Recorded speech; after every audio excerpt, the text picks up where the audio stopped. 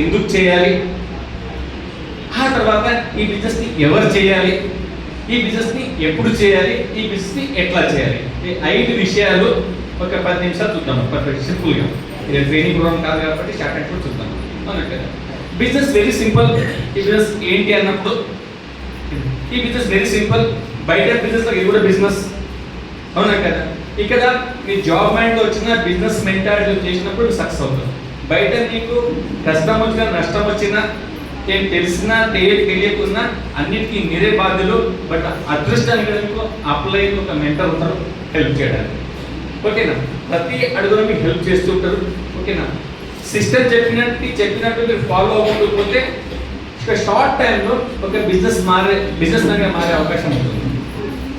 ఇక్కడ మేడం మాట్లాడారు, ఏమన్నా కవిత గారు మంచి మాట చెప్పారు. ఏంటంటే నటిస్తే ముందు పడలేమని. నిద్రపోయినకి లేపొచ్చు, నటించడానికి లేపలేమన్నారు. అవునా కదా. ఇక స్వాతి మాట చెప్పండి, అన్ని ఎస్ అని చేయకపోతే ఏం ఉపయోగం లేదు. అవునా కదా. అదేవిధంగా ఈ బిజినెస్ లోపల నిజంగా మీకు ఏదన్నా సాధించాలనుకున్నప్పుడు బిజినెస్ మొదలు పెట్టినప్పుడు చెప్పింది చెప్పినట్టు ఫాలో అవ్వకుంటూ పోతే 2 సంవత్సరాల చాలు మీరు ఒక 2 లక్షల ఇన్కమ్ తీసుకోండి. ఓకేనా. ఒకవేళ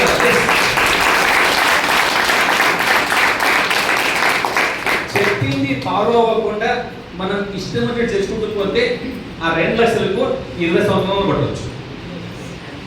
20 సంవత్సరాలన్నా పట్టవచ్చు. ఇప్పుడు చాలా మంది బయట చూస్తుంటాం, కొందరు తొందర సక్సెస్ తొందరగా లేట్ అవుతుంది. ఎందుకు అంటే విషయం తెలిసింది చెప్పినా కదా. అవునా కదా. బట్ ఇది బిజినెస్ ఎంత సింపుల్ బిజినెస్ అంటే పెట్టుబడి అవసరం లేదు, జాబ్ డిస్టర్బ్ చేస్తలేదు, చేసుకుంటారు, పార్ట్నర్లు బిజినెస్ చేస్తున్నారు. అవునా కదా. బయట ఏ బిజినెస్ చేసినా పెట్టుబడి పెట్టాక మీకు నష్టం వస్తుంది అని తెలిసినాక కూడా ఆ బిజినెస్ బంద్ చేయడానికి 3 నెలలు కావాలి. అవునా కదా. ఎందుకు ఒక షట్టర్ చూస్తున్నాం, క్రాక్ ఇస్తున్నాం, మీకు లాస్ట్లో వస్తుంది. బంద్ చేయాలని చెప్పంటే ఆ షాప్ ఓనర్కి ఒక 3 నెలల ముందు చెప్పాలి కదా, 2 నెలల కూడా ముందు నేను బంద్ చేస్తున్నాను. అవునా కదా. అప్పటికే 4 లక్షలు స్టాక్ ఉంటుంది, మీరు నడుస్తులేదు కూడా స్టాక్ మిగిలింది. అవునా కదా. వచ్చిన కాడికి సగం రేట్ కమ్ముకోవాలి. అంటే మీకు లాస్ అని తెలిసిన తర్వాత కూడా ఇంకా లాస్ట్ క్లోజ్ చేస్తుంటుంది. వాస్తవం కదా. ఇక సింపుల్, చాలా సింపుల్. ఈ బిజినెస్ అర్థంగా నచ్చకపోతే 2 పనులు ఏంటి, జస్ట్ మీ ఫోన్లో మీ అప్లైన్కి బ్లాక్ చేసి సరిపోతే బిజినెస్ బంద్ అయిపోతుంది. ఫోన్ లేకపోతే అయిపోయి. అవునా కదా. ఎప్పటి పెట్టింది లేదు, మునిగేది లేదు, ముంచేది లేదు. Very simple. స్టార్ట్ చేయడం ఎంత ఈజీ ఉంటుందో బంద్ చేయడం అంతకన్నా ఈజీ ఉంటుంది అన్నట్టు. గుడ్.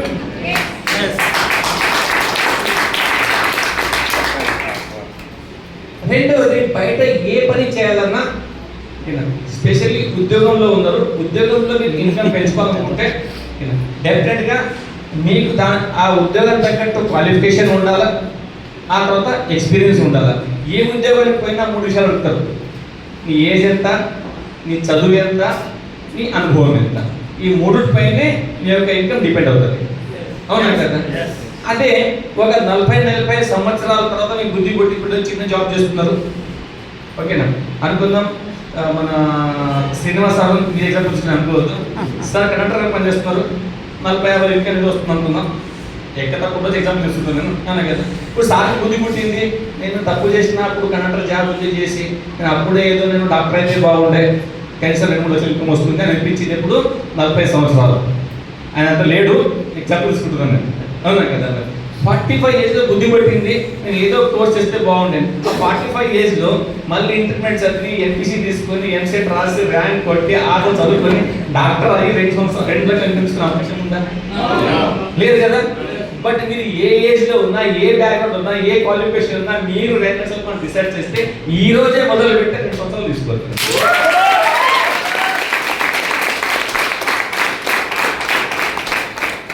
ఇప్పుడు మీకు క్లారిటీ కావాలా, మీకు ఏం కావాలో మీకు తెలిస్తే ఎలా వస్తుందో బెస్టీస్ మీ యాప్ పైన ఇప్పిస్తారు.